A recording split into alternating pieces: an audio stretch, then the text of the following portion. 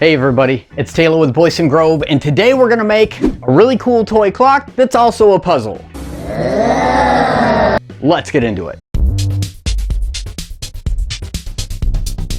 This toy clock is not only a quick and easy project, it's a great educational toy, and it's also something you can easily batch out for upcoming markets and craft sales. If you're interested in making it yourself, I have a full set of templates on our website. I'll leave a link in the description below.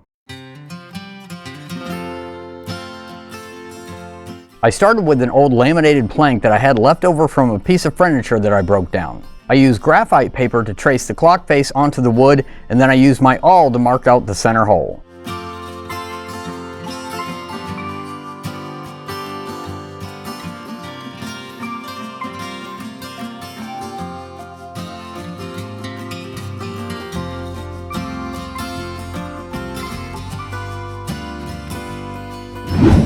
Now, I'm not sure exactly what my thought process was here, but I started by cutting all the excess off on the table saw. Then I cut the 4 corners off on the miter saw, but then I just used the jigsaw to cut it out. Talk about taking the long way around.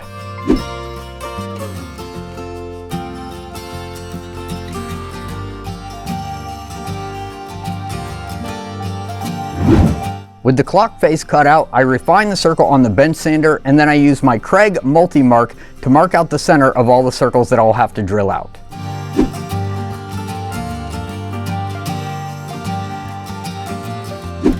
With everything marked, I used a 1.5 inch Forstner bit to drill all the holes, only going about 1/4 inch deep. I also used a 1/4 inch Forstner bit to drill the center hole, only going down about 1/2 inch. Then I used my router to put a round over on both sides of the clock and then finish sanding it smooth.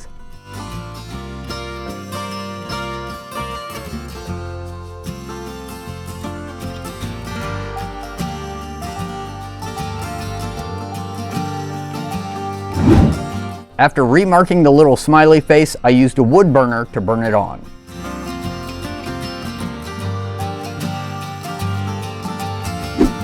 Then I applied a few coats of spray-on lacquer.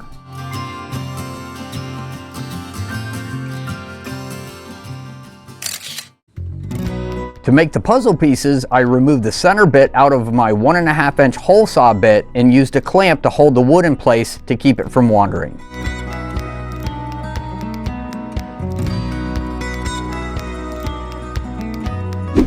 With all 12 pieces cut out, I refined them on the bench sander, making sure to take enough meat off that they would fit loosely in the clock face.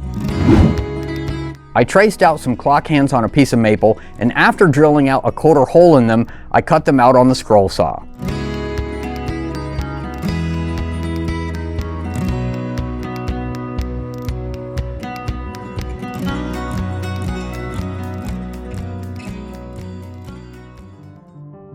I'll spare you from more sanding and go right into the painting. I used craft paints on all the pieces and the hands.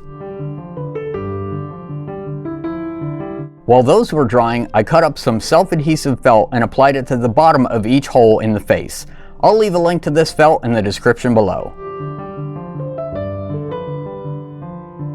Then, using a wooden peg that I ordered from Amazon, I attached the hands to the clock. Last but not least, I used a paint pen and free-handed the numbers on each of the pieces.